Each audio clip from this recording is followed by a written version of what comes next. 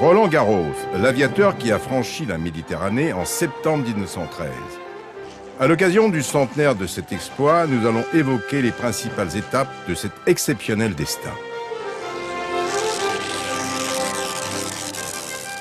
Il naît le 6 octobre 1888 dans l'île de la Réunion où sa famille est établie depuis un siècle. Aujourd'hui, l'aéroport est frappé de son nom.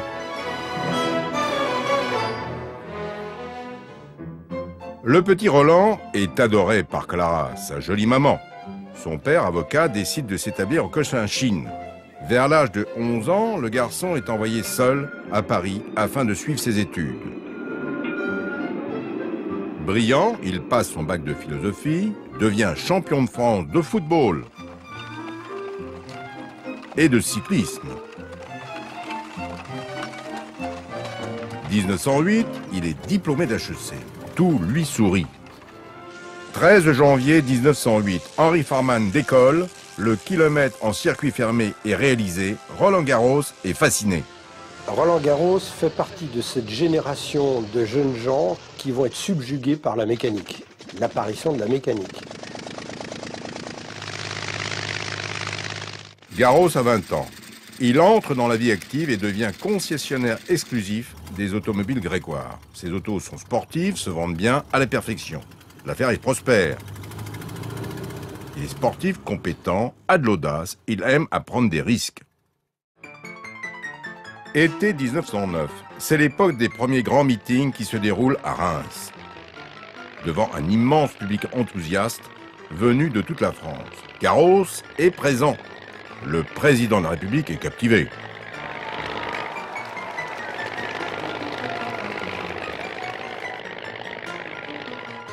À la même époque, à Juvisy, se déroule la grande quinzaine de l'aviation. L'atmosphère est électrique. Les avions capricieux sont en panne, ne décollent pas. Le public excédé ravage les installations. Garros désire acheter un avion.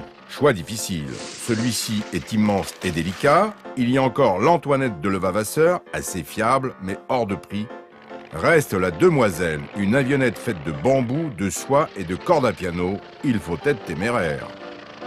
L'avion qui va intéresser Roland Garros, c'est en fait le moins cher qu'il trouve sur le marché et c'est un peu le déclic. Il trouve une machine à 7 500 francs. L'avion s'appelle la Demoiselle, a été construite sur mesure par Santos Dumont. Et Santos Dumont, comme il disait lui-même, je pèse 45 kilos avec les chaussettes. C'est un tout petit gabarit. Roland Garros, c'est pas du tout ça. Il est beaucoup plus grand, il est beaucoup plus costaud. La Demoiselle a aussi pas mal de défauts. Elle est très très légère, elle fait moins de 150 kilos, mais elle vole mal. Il va la chercher à Issy-les-Moulineaux et lors de son premier essai, il percute un autre avion. Au sol, heureusement.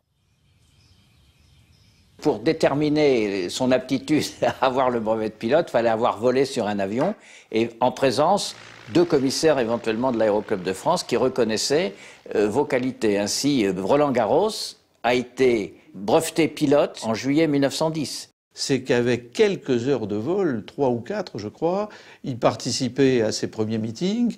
Il avait une expérience extraordinairement faible. Avec une expérience comme ça, aujourd'hui on ne serait pas pilote.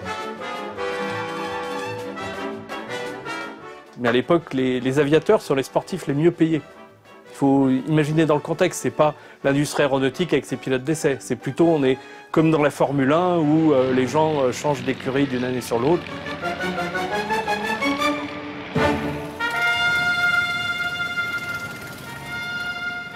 « 1910, John Moisan est un pilote américain. Il crée un grand cirque aérien qui va traverser à bord d'un train les États-Unis de ville en ville. Moisan engage Garros et une poignée de casse-cou. Son souhait, présenter un spectacle et faire fortune. Les aviateurs français étaient tellement connus qu'on n'imaginait pas à cette époque faire une tournée pour présenter des avions sans avoir un aviateur français. Et puis, dans le cirque Moisan, heureusement, il y avait un pilote qui n'hésitait pas à sortir par le mauvais temps. C'était Roland Garros. Aux États-Unis, Garros et son ami Edmond Audemars, qui est un Suisse, Audemars est tout petit, la demoiselle de Santos-Dumont, ça lui convient à peu près. Mais chez Moisan, il y a aussi des blériots. Et il va, par accident, puisque John Moisan n'est pas là, on lui demande de le faire, il va prendre en main un blériot, il va décoller avec, et il va trouver ça quand même beaucoup plus stable. Et ils vont tous les deux adopter les blériots, qui sont pour l'époque ce qu'il y a de mieux. Il apprend beaucoup. Et en plus, il réfléchit beaucoup à ce qui se passe. Il va même faire un fascicule sur ce qu'un avion doit être à l'époque. C'est pas un pilote tout à fait ordinaire. On a vu partir un jeune pilote doué, enthousiaste. On a vu revenir un pilote chevronné. On est à l'époque des premiers raids. Alors, il faut voir ce que c'était. La première course historique, c'est la course Paris-Madrid, sur laquelle un seul pilote a réussi à arriver au bout, une dizaine d'étapes. C'est Jules Védrine qui a gagné Paris-Madrid et Roland Garros était second. 1911, par 2 fois encore, il sera second sur Paris-Rome et le circuit européen. Il a pour projet de s'attaquer à un record d'altitude. Les pilotes naviguent comme ils peuvent. Bon, ils suivent les routes, ils suivent les fleuves. Qu'ils se posent dans un champ pour trouver quelqu'un, pour avoir un vélo, pour aller chercher de l'essence. L'essence se vendait en bidon à l'époque. Donc on y va. Et puis quelquefois même, on demande où est la pharmacie la plus proche. Pourquoi la pharmacie? Pour aller acheter de l'huile de ricin en bonbonne. Tout simplement parce que c'était la seule huile qui résistait aux températures élevées des moteurs. Septembre 1911, à bord d'un Blériot 11, protégé de papier journal et d'un passe-montagne, couvert d'huile de ricin, Garros bat le record d'altitude à Cancale. Il est désormais une vedette. Et ce qui va vraiment faire connaître Garros, c'est le circuit d'Anjou en 1912. Et Garros, lui, vient avec un Blériot, d'ailleurs qu'il n'aime pas trop parce que c'est pas celui qu'il voulait. Et puis il n'a pas assez de puissance. Et il se dit, de toute façon, les autres sont là avec des 80 chevaux, moi j'ai 50 chevaux, je vais faire ce que je peux. Malheureusement pour le public, quand la compétition commence, le temps est épouvantable. Et Garros décolle, il n'est pas le seul. D'autres vont suivre derrière. Et il va être le seul à terminer le parcours. Donc on va le sacrer tout de suite champion des champions. Ça va faire toute sa réputation. Rien ne peut plus l'arrêter. Pourtant, après 2 tentatives de record, il capote par 2 fois à Marseille. En 1912, il a eu 2 records d'altitude. Un à peine moins de 5000 mètres, le second à plus de 5600 mètres. Ce n'étaient pas des vols inconsidérés parce qu'il avait déjà une sorte de petit suceur d'oxygène qui l'aidait dans ce vol. Pour monter le plus haut possible, il faut avoir la machine la plus légère possible. Et il va donc demander à Blériot de lui construire un monoplan spécial en sapin. Le sapin, c'est un bois extrêmement léger, mais on ne l'utilise pas du tout en aviation parce qu'il est très cassant. Et il faut donc avoir un pilote qui a beaucoup de doigté. Tout ça, ça se passe à 80 km/h avec des températures qui sont négatives. Mais ça montre quand même que c'est un jeune homme qui a beaucoup de trempe.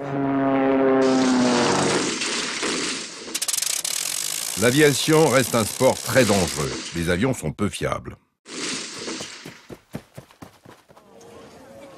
Voici l'œuvre d'un ingénieur, une réalisation qui tient de la tondeuse. Pas convaincante. Garros est à la recherche d'un appareil fiable pour réaliser ses grands raids. C'est l'ingénieur centralien Raymond Saulnier qui sera capable de réaliser cet avion. Saulnier a collaboré avec Louis Blériot à mettre au point le fameux Blériot 11 qui réalisa la traversée de la Manche en 1909.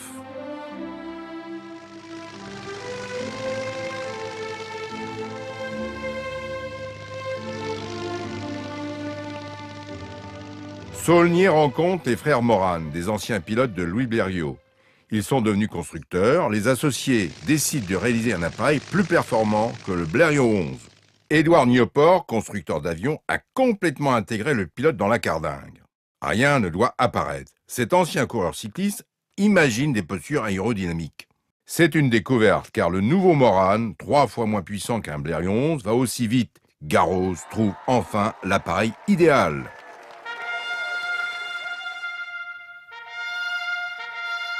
Garros, il a l'idée de reprendre ses grandes courses. Et puis en 1912, il fera un raid très important qui est le raid Tunis-Rome, avec en particulier la traversée Tunis-Trapani, Trapani c'est en Sicile, qui est la première traversée intercontinentale de l'histoire et qui a quand même un survol maritime tout à fait important. Et c'était au fond le précurseur de son exploit de l'année prochaine. Il est tout à fait légitime de fêter Roland-Garros en 1912. Et j'avoue qu'en plus, c'est un petit clin d'œil de la DGAC parce que tout le monde le fêtera en 1913. Et là-dessus, il a une idée encore plus délirante, c'est de dire on va traverser la Méditerranée. Alors l'avion est préparé spécialement pour Garros. On a retrouvé dans nos archives très récemment les cançons où il était indiqué la position exacte du siège pour Garros. 1913, l'aviateur envisage de réaliser un raid Fréjus-Tunis. Son ami Marcel Georges l'accompagne à Fréjus, au terrain militaire. 6 h du matin, le Morane type H décolle vers l'Afrique.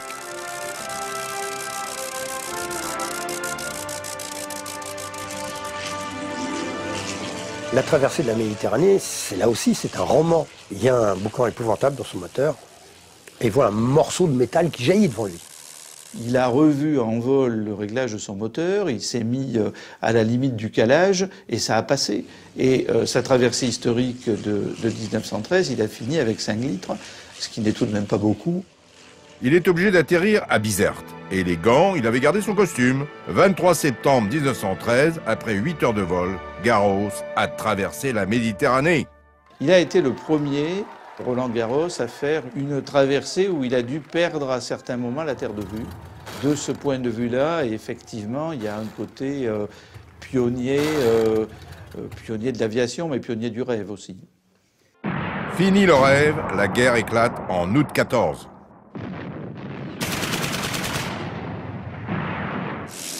Très tôt, les militaires français ont envisagé quelles pourraient être les missions affectées à l'aviation.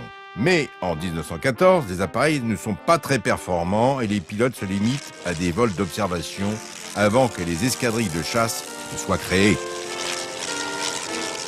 Alors dans la foulée des grandes commandes remportées suite au raid sur la Méditerranée, Raymond Saulnier imagine d'avoir un avion, et si on mettait l'aile au-dessus? Garros leur dit, tiens, vous allez faire un parasol. Et bien sûr, ces avions, il faut les piloter. Donc Garros se retrouve sous-lieutenant à l'escadrille 26 qui va être équipée de ces fameux Morane Parasol. Au début de la guerre, l'aviation allemande est dominée par les forces alliées. Très vite, l'aviation impériale va être redoutable. Il faut contre-attaquer. Alors Garros, l'inventeur du chasseur, je crois que oui, c'est vrai. Dans l'aviation, on a vite compris une chose. Le meilleur emplacement pour la mitrailleuse, c'est dans le nez de l'avion, pour viser avec le nez et tirer avec le nez. Raymond Saulnier, il a l'idée de synchroniser le passage de l'hélice devant l'arme pour arrêter le tir de l'arme, pour le bloquer, la faire repartir. Quand la balle va frapper l'hélice, il a mis dessus un déflecteur, la balle frappe le déflecteur, elle est déviée. Et les autres balles partent tout droit. Les essais en vol se font dans le courant du mois de mars 1915, et le 1er avril, Garros part avec comme mission descendre un avion allemand. Après avoir participé aux essais de tir, l'intrépide lieutenant Garros, en avril 1915, abat 3 appareils allemands à bord de son Morane monoplace. La guerre aérienne s'annonce meurtrière. Toujours en 1915, le pilote est en mission au-dessus de Courtrai. Après avoir bombardé un train, Garros constate que son moteur a stoppé net. L'essence n'arrive plus. Il atterrit, mais ne réussit pas à mettre le feu à l'avion. Les Allemands récupèrent le système de tir. L'ingénieur néerlandais Anthony Fokker améliore l'invention française. La nouvelle version est très performante par l'emploi des redoutables mitrailleuses Spandau jumelées, qui tirent à travers l'hélice. Rappelons ce fait. Originaire de l'île de la Réunion, Garros n'est pas soumis à la conscription militaire. Il avait donc dû s'engager.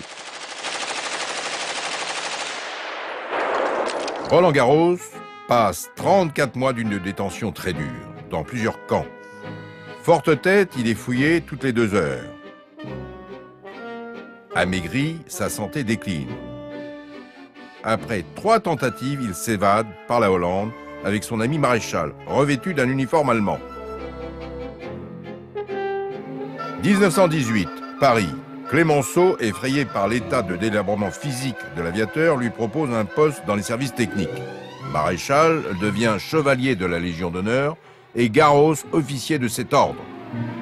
Le lieutenant Garros a décliné la proposition de Clémenceau, son souhait être de nouveau pilote de chasse. Mais les avions ont évolué. Garros va donc apprendre à piloter le SPAD, qui a strictement rien à voir avec le Morane Parasol. Ça va beaucoup plus vite, les commandes sont beaucoup plus vives, on voit beaucoup moins bien, on va beaucoup plus haut. C'est une autre aviation. Ça, c'est peut-être le tort qu'on a eu, c'est de le mettre aussi vite sur un SPAD. Sa vue s'est affaiblie, mais il est volontaire pour toutes les missions. L'ennemi recule sur tous les fronts. Le 5 octobre 1918, Garros attaque des Fokkers. Le SPAD numéro 30 ne rentre pas. Le héros allait avoir 30 ans.